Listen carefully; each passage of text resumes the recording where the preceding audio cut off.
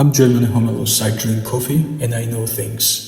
მეექვსე ეპიზოდის სიტყვა არის ოქრთავი, იგივე ოქროს თვალა, ოქროს თავა. ადამიანი, რომელიც მხოლოდ მდიდარ ან რაიმე მიღწევის მქონე ხალხთან ურთიერთობს, მეგობრობს მხოლოდ. სხვა დანარჩენი ადამიანები მისთვის უბრალოდ არ არსებობენ, ახლოსაც კი არ იკარებს. ადამიანის პერსონაჟულობა საერთოდ არ ადარდებს, თავარია რაიმე გარეგანი სიძულფასე გააჩნდეს.